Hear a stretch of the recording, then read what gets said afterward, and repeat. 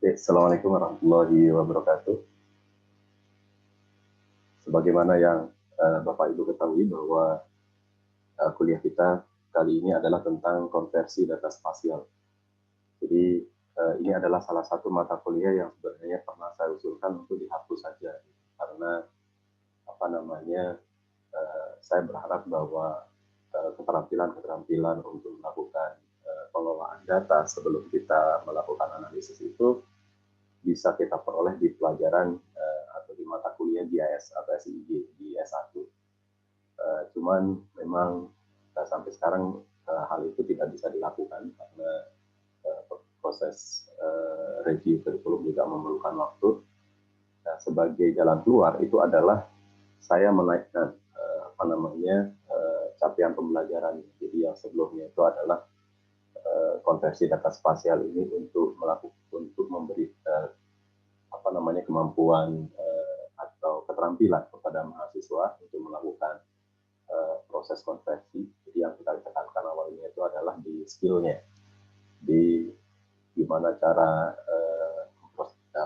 mengambil data, mengkonversi dan sebagainya, itu betul-betul saya tekankan satu persatu mahasiswa. Kemampuan itu harus ada di masing-masing pribadi. Cuman memang metode dan konten seperti itu tidak tepat untuk diberikan di S2. Jadi itu lebih tepat mungkin di S1 atau mungkin malah di diploma ya. Nah, untuk itu beberapa penyesuaian akan mulai kita lakukan terkait dengan mata kuliah ini. Jadi apa saja sih yang baru di mata kuliah kita? Jadi kalau yang pertama ini Anda semua sudah tahu bahwa kita akan melakukan ini secara daring, sehingga saya tidak bisa memeriksa satu persatu gitu di komputer masing-masing. Kalau dulu itu sampai harus komputernya diperiksa karena ada mahasiswa yang nggak bisa atau prosesnya salah gitu, itulah diperiksa satu persatu. Kemudian karena kita daring maka nanti proses itu full kendali dari Bapak Ibu. Kemudian yang kedua itu adalah kita nanti bisa saja melakukan praktikum, tetapi praktikumnya juga dilakukan secara mandiri mengikuti modul sebenarnya sudah saya siapkan. Kemudian yang ketiga ini yang baru. Jadi sebenarnya mahasiswa S3 ya, kita lihat mahasiswa S3 itu dalam satu tahun itu, tahun pertama itu harus pernah membaca 200 artikel ilmiah. Begitupun dengan mahasiswa S2.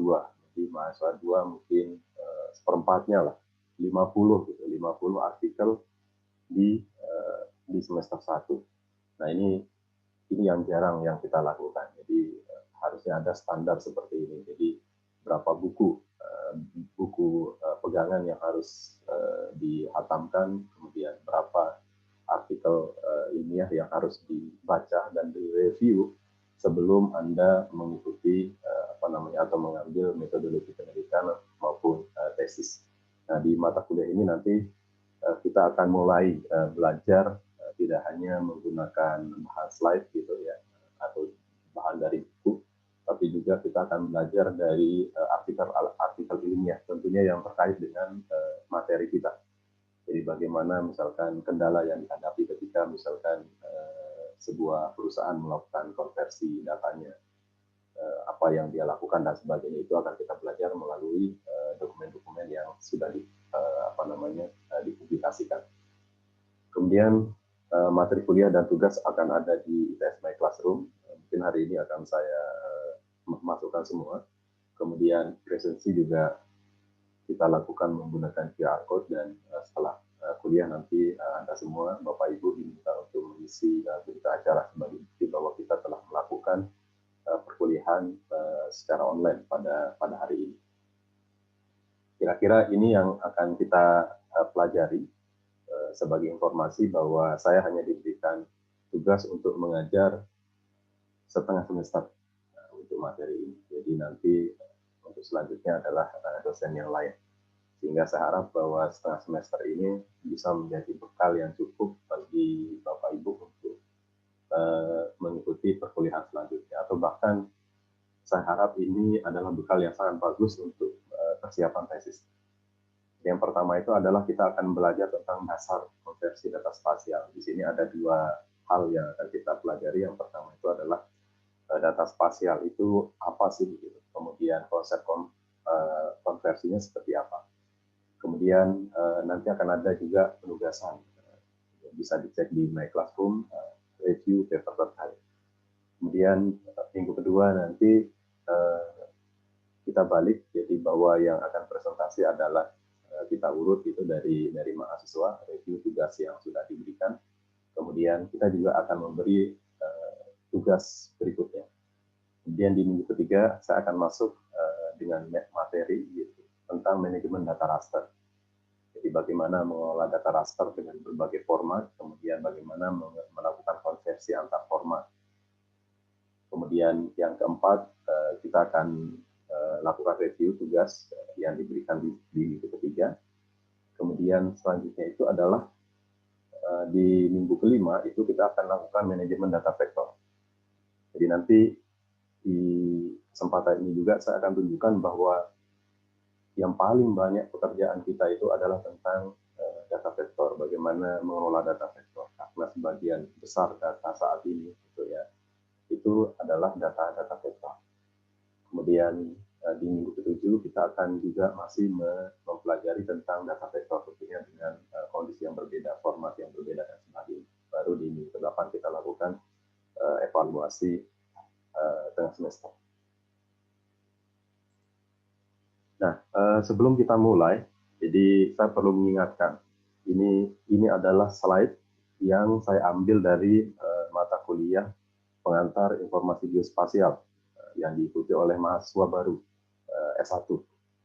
Jadi siapa tahu perlu gitu, siapa tahu sudah lupa, sehingga ini perlu di refresh.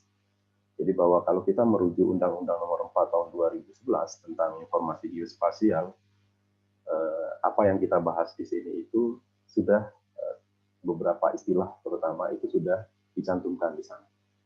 Sebagai contoh misalkan 4 ini mungkin yang penting sekali yang kita perlu lihat. Pertama tentang spasial. Jadi kalau kita berbicara tentang spasial itu artinya kita berbicara tentang aspek ruangan. Suatu objek atau kejadian yang mencakup lokasi, letak, dan posisinya. Kemudian yang kedua adalah geo, ada tambahan geospasial. Jadi kalau geospasial itu adalah ruang kebumian. Jadi padanan katanya itu adalah ruang kebumian. Ini adalah aspek ruangan yang menunjukkan lokasi, letak, dan posisi suatu objek atau kejadian yang berada di bawah, berada pada atau di atas permukaan bumi yang dinyatakan dalam sistem koordinat tertentu. Kemudian yang ketiga dan keempat ini adalah tentang data dan informasi. Jadi kalau data itu yang biasa nanti akan sering kita sebut cukup DG gitu, itu adalah data tentang lokasi geografis, dimensi atau ukuran, dan atau karakteristik objek alam dan atau buatan manusia yang berada di bawah, pada atau di atas permukaan bumi. Sementara informasi itu yang kita akan singkat dengan IG, itu adalah DG yang sudah diproses. Jadi DG-nya sudah diproses, sehingga dia siap untuk digunakan sebagai alat bantu dalam perumusan kebijakan, pengambilan keputusan, dan atau pelaksanaan kegiatan yang berhubungan dengan ruang kebumian. Ini juga Bapak Ibu saya kira sudah mafhum tentang perbedaan data dan informasi. Jadi perbedaan yang istilahnya tegas itu tidak ada. Jadi kadang orang menyebut itu sudah informasi, tapi pihak lain bisa saja menyebut itu data karena dia belum bisa dipakai gitu, dipakai secara langsung ataupun sebaliknya. Sehingga umumnya orang menyebut kalau di undang-undang ini dia disebut sebagai IG saja, informasi geospasial. Kemudian kalau di kita nantinya di konversi data spasial kita menyebutnya data. Karena apa? Karena kita berpandangan bahwa semua yang kita kelola itu, data yang sesuatu yang kita kelola itu belum siap untuk dipakai, sehingga dia perlu diproses. Nah, karena perlu ada proses yang harus dilakukan terhadap sesuatu itu, maka kita menyebutnya sebagai data. Jadi kita lakukan dia sebagai data. Nah, kemudian ini gambarnya sangat bagus sekali. Jadi gambar ini saya kira sangat menarik bagi kita bahwa kalau kita menyebut spasial itu jangan sampai kita mengklaim bahwa spasial itu adalah ilmu kita saja. atau ilmunya orang kebumian saja, orang geografi saja, orang geomatika saja, orang geodesi saja, dan sebagainya. Jadi spasial ini adalah ilmu yang sangat umum, yang umum dipakai di mana saja. Termasuk misalkan di belakang saya ini ada apa namanya, ada badan orang gitu. Ini adalah apa namanya, semua posisi, semua objek yang ada di badannya ini memiliki posisi. Karena dia memiliki posisi, kemudian dia juga memiliki informasi tentang posisi itu, maka dia juga disebut sebagai data spasial. Jadi macam-macam. Jadi apa namanya, data spasial itu yang penting ada aspek ruangannya dan ada atributnya, maka dia disebut sebagai data spasial. Jadi kata kuncinya hanya seperti ini, bahwa itu kalau kita perhatikan. Jadi kapan kita menyebut sebuah data itu adalah data spasial, itu adalah jika terpenuhinya kedua syarat ini. Yang pertama itu adalah adanya informasi lokasi, apapun itu. Jadi ada informasi lokasinya, entah itu koordinat dan sebagainya. Kemudian yang kedua, adanya informasi atribut atau keterangan terhadap tentang lokasi itu. Misalkan saya punya koordinat 3,5. Keterangannya apa? Misalnya keterangannya adalah pom bensin, Alfamart, dan sebagainya. Maka dia adalah informasi spasial. Nah, sebagai catatan, karena kita di ilmu kebumian, maka ketika disebut sebagai data spasial, maka kita otomatis merujuk kepada data geospasial. Ini catatan aja untuk kita. Jadi kalau saya misalkan nanti menyebut data spasial, itu artinya saya merujuk data geospasial, karena kita ilmu kebumian. Nah, ini perlu saya jelaskan di sini, dan ini juga saya kira kita harus membuka apa namanya, wawasan kita. Jadi bahwa ketika kita bicara lokasi, lokasi itu adalah sesuatu yang menunjukkan wilayah, baik itu berupa titik, garis, area, di permukaan bumi atau tempat lain. Nah, khusus untuk kita berarti cukup di permukaan bumi. Tetapi kalau lokasinya secara umum, dia bisa berarti tempat lain. Nah, bagaimana representasinya? Ini yang kita perlu membuka diri dengan apa namanya, dengan perkembangan zaman. Jadi kalau dulu misalkan representasi dari lokasi itu pasti koordinat, gitu. Koordinat, baik itu sistem koordinatnya lokal, gitu, kayak misalkan ini bisa jadi sistem koordinatnya lokal, badannya ini, atau gambar kita di depan Anda ini, sistem koordinatnya sistem koordinat layar, misalkan yang sifatnya lokal. Jadi koordinat itu bisa sistem koordinat lokal, atau kalau di bidang kita itu hanya salah satu dari dua, baik itu sistem koordinat geografis atau sistem koordinat proyeksi. Ini saya kira clear. Jadi di kita itu hanya ada dua sistem koordinat, yang ini, sistem koordinat geografis atau sistem koordinat proyeksi. Kemudian ternyata lokasi itu juga bisa direpresentasikan selain menggunakan koordinat. Contoh misalkan informasi toponim. Informasi toponim. Contohnya bagaimana? Misalkan kita sekarang berada di ITS. Kita berada di ITS, kemudian ada teman yang bertanya, misalkan saya membeli flash disk di Keputih. Keputih ini adalah toponiminya. Maka semua paham bahwa apa namanya, Keputih itu lokasinya di mana. Sehingga dengan menyebut Keputih saja ini merujuk apa namanya, lokasi. Atau misalkan kalau kita skalanya lebih besar, misalkan kalau misalkan Pak Jokowi misalkan berbicara di forumnya PBB gitu, cukup menyebut Indonesia. Indonesia sudah, kita lokasinya dari Sabang sampai Merauke itu adalah Indonesia. Atau misalkan kalau di rapat kabinet disebut Surabaya, ya udah, dia bisa Surabaya ini sudah cukup. Tetapi misalkan kalau kita misalkan berada di Gebang gitu, kita nggak bisa nyebut Surabaya karena lebih luas daripada Gebang. Maka yang apa namanya, yang bisa kita rujuk sebagai lokasi itu adalah informasi yang lebih detail, misalkan RT3 misalkan, atau lingkungan Asem Payung, lingkungan apa namanya, jalan roda sekolahan dan sebagainya. Kemudian yang ketiga itu adalah kode pos. Jadi ini juga sebuah investasi yang saya kira luar biasa, yang dibuat oleh PT Pos Indonesia udah lama sekali. Jadi kode pos kita itu di Indonesia ya itu dia unik. Jadi misalkan 6011 itu artinya dia di Keputih. 6011 itu Kelurahan Gebang dan seterusnya. 83662 misalkan itu desa saya di Kabupaten Lombok Timur. Sampai sekarang itu konsisten menggunakan itu. Kemudian kode telepon. Jadi secara internasional misalkan kode telepon itu dia merujuk lokasi. Plus 62 itu pasti Indonesia gitu. Plus 61 mana, plus 68 mana, plus 81 Taiwan dan sebagainya. Jadi kita bisa menggunakan kode telepon sebagai cara untuk merujuk lokasi. Kemudian kode telepon regional misalkan kalau kita sebelum ada masa HP itu ada telepon PSTN ya, telepon rumah itu 031 itu adalah Surabaya dan sekitarnya. 0370 misalkan itu adalah Mataram dan Kota Mataram, Kabupaten Lombok Barat dan Kabupaten Lombok Tengah. Kemudian 0376 misalkan itu Kabupaten Lombok Timur dan seterusnya. Nah itu merujuk lokasi juga. Kemudian ini yang penting yang terakhir. Jadi supaya kita bisa mengikuti perkembangan di luar itu adalah ada kode khusus. Jadi lokasi itu bisa direpresentasikan dengan kode khusus. Contohnya yang ini. Jadi saya menunjukkan dua contoh saja. Nanti bisa dicari contohnya banyak. Yang pertama itu adalah plus code. Ini punyanya Google Map. Jadi plus code itu cuman yang kuning ini aja. PQ9P plus XP. Ini kalau kita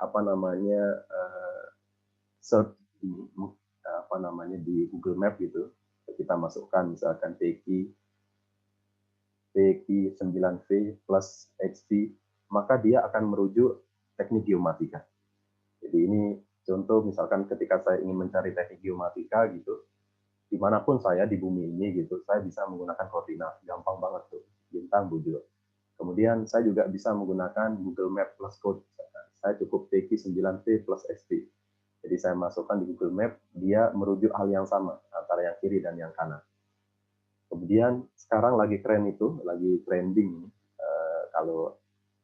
kalau kita buka Facebook, Instagram dan sebagainya, itu akan banyak sponsor iklan tentang Word 3 Word.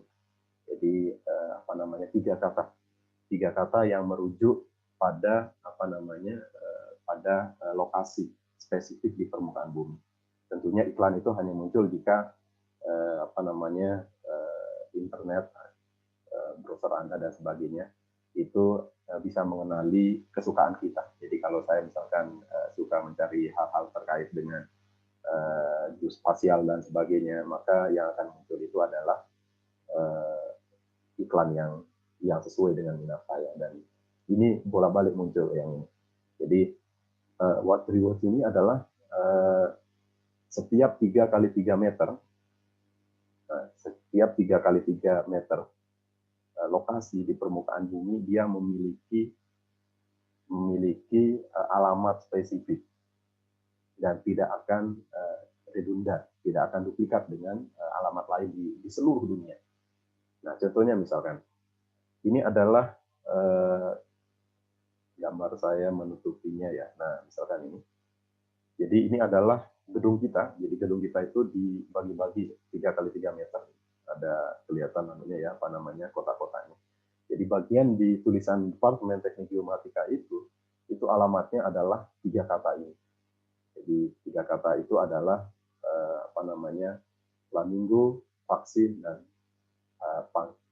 pangki. Jadi dengan 3 kata ini kita merujuk sebuah lokasi di muka bumi. Jadi ini keren ini banget. Jadi kalau Anda ingin orang nggak paham gitu tentang apa yang kita inginkan gitu, ini bisa dipakai. Contoh misalkan ini ditulis di kaos, misalkan 3 kata ini, itu yang akan kenal hanya orang-orang tertentu saja. Atau kita tulis yang ini misalkan di find me on Google Map, misalkan tulis yang ini, maka yang akan tahu itu adalah hanya orang-orang spesifik.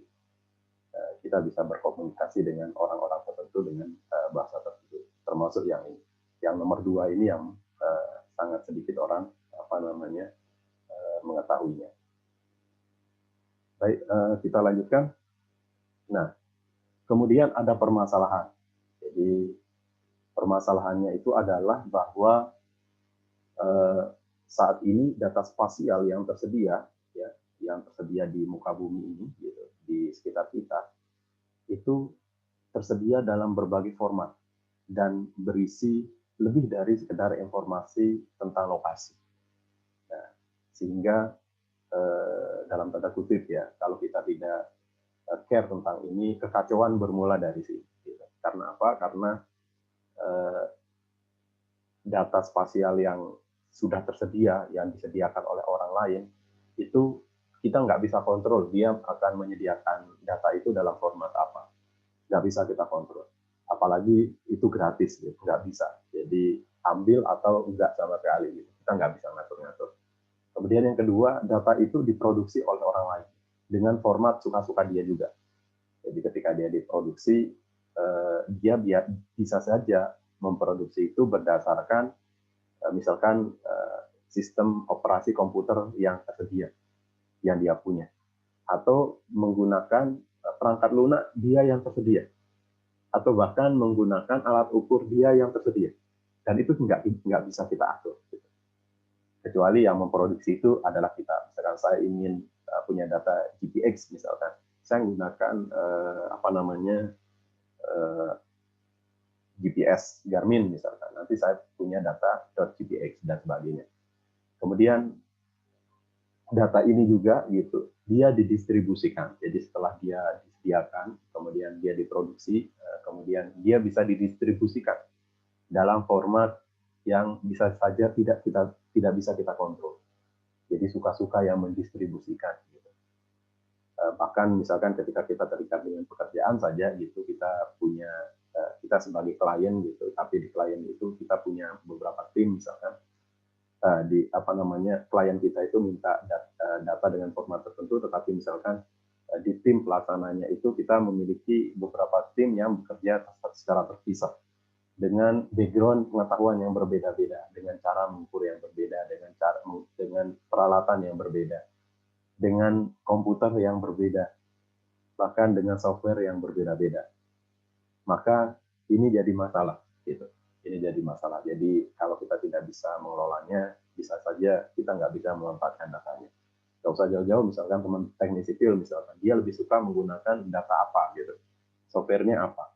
Ketika misalkan dia minta kita melakukan pemetaan topografi, misalkan, kalau kita firm, kita kekeh dengan format yang kita punya, itu nanti data kita nggak bisa dibaca oleh dia. Data kita tidak bisa dimanfaatkan oleh pihak lain, sehingga permasalahan ini harus diselesaikan. Jadi merujuk ke format data geospasial itu kira-kira hanya 2 saja. Jadi kalau nggak raster dia vektor. Di vektornya itu ada titik, garis, poligon.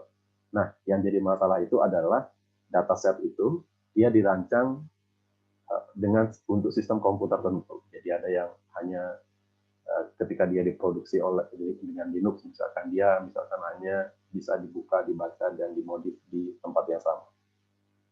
Begitu juga dengan operating system yang lain. Dan sekarang tidak hanya terkait komputer ya, bisa jadi produksi data itu dia bisa menggunakan HP gitu. Jadi tentunya nanti ini juga mempengaruhi format data yang dihasilkan. Kemudian yang berikutnya itu adalah yang mempengaruhi itu adalah perangkat lunaknya.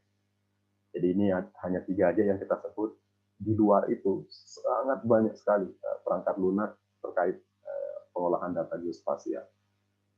Dan masing-masing tidak semuanya memiliki kompatibilitas. Jadi nggak semuanya bisa, misalkan saya produksi di sini, kemudian di tempat lain bisa dipakai, dibaca, dan sebagainya. Jadi harus ada cara-cara supaya datanya bisa dimanfaatkan. Nah, ini catatannya adalah bahwa jika data tersedia, tetapi dalam format yang salah di sini maksudnya adalah tidak sesuai dengan kebutuhan kita, gitu, maka kita harus mengetahui masalahnya apa. Jadi kita harus tahu, oh dia pakai apa, strukturnya apa, dan sebagainya. Struktur datanya seperti apa. Kemudian kita harus mengetahui metode. Metode apa yang harus saya lakukan supaya saya bisa melakukan konversi atau perbaikan data itu ke format yang sesuai dengan kebutuhan saya.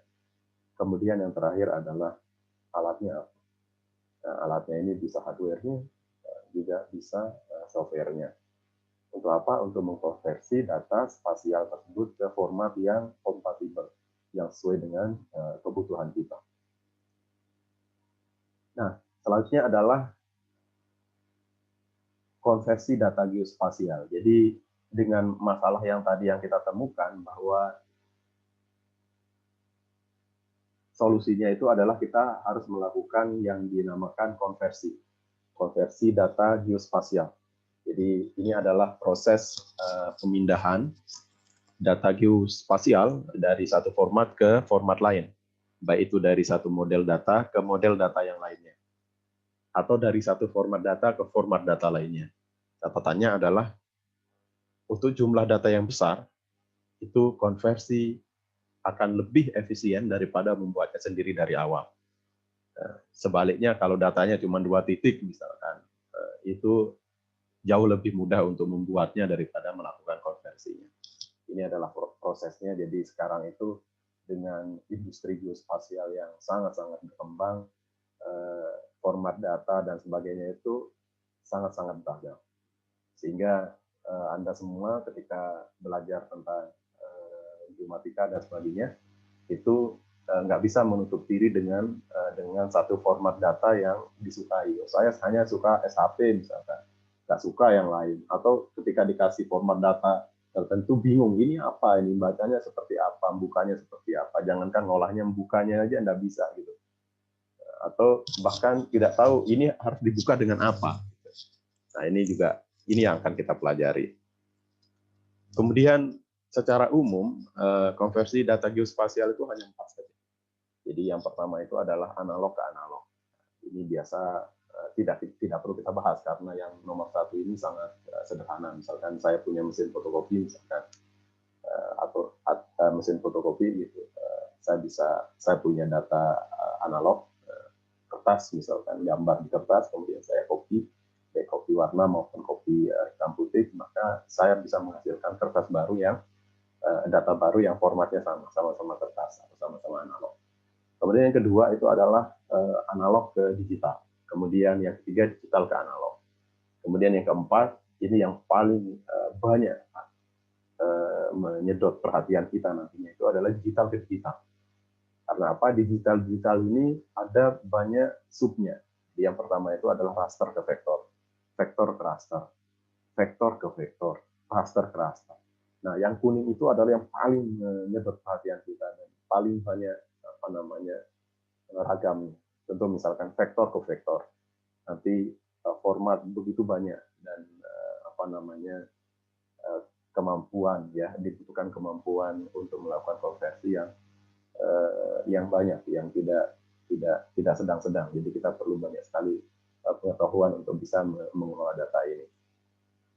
Untuk yang analog ke digital, kira-kira seperti ini. Ini juga tidak terlalu signifikan kalau saya perhatikan sekarang, karena hampir semua data yang kita kerjakan saat ini, yang kita pakai saat ini adalah formatnya adalah format digital. Tapi seandainya kita masih memiliki data analog, kita bisa mengkonvertnya ke digital. Dan proses itu disebut sebagai digitasi. Jadi proses untuk mengubah informasi grafis yang tersedia dalam format analog ke format digital. Metodenya macam-macam. Ini 2 saja kita sebut, misalkan digitasi menggunakan alat, misalkan digitizer. Jadi alat ini mengubah format data langsung ke format digital dalam kurung vektor. Kemudian yang scanner, misalkan kita juga bisa mengubah format data analog kita ke format digital. Digitalnya adalah raster. Kemudian yang bagian yang kedua itu adalah digital ke analog. Jadi proses ini merupakan proses mencetak data digital atau data digital apapun itu ke media, dari media soft file gitu ke media kertas atau hard copy.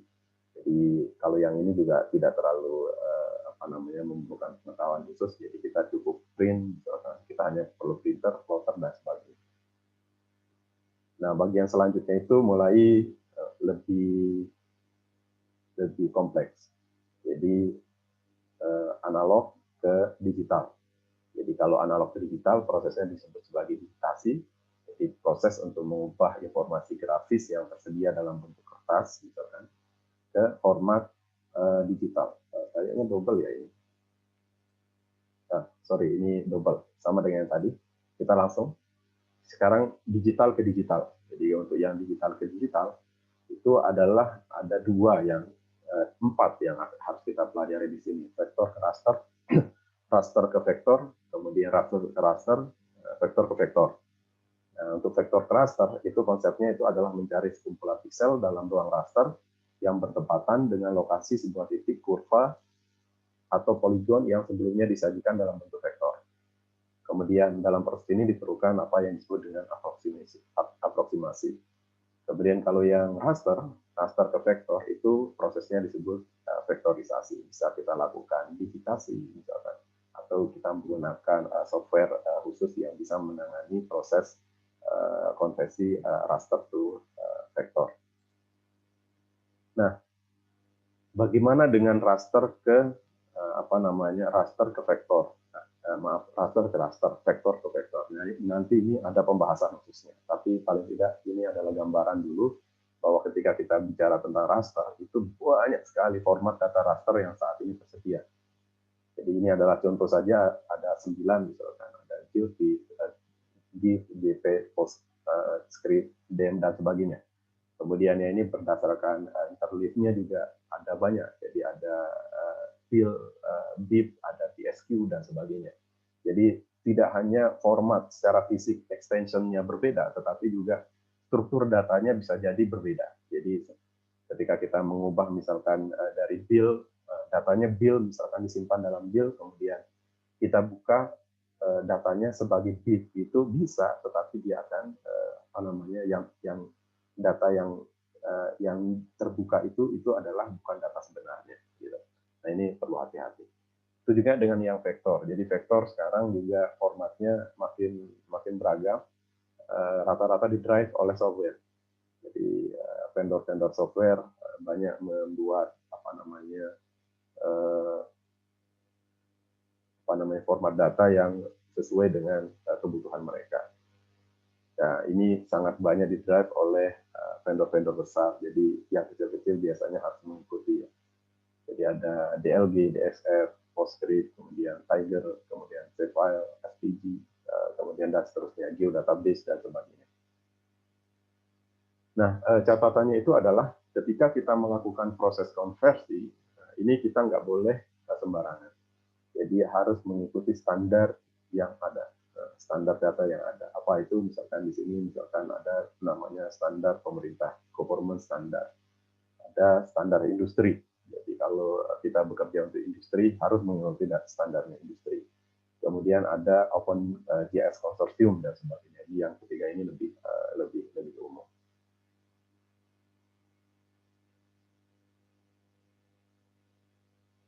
Oke, yang terakhir itu adalah saya kira cukup saja ya yang ini. Jadi nanti di materi-materi selanjutnya kita akan bicara lebih lanjut terkait dengan konversi di vektor-vektor, kemudian raster-raster, terutama dengan melihat bagaimana implementasinya di tataran aplikatif ya.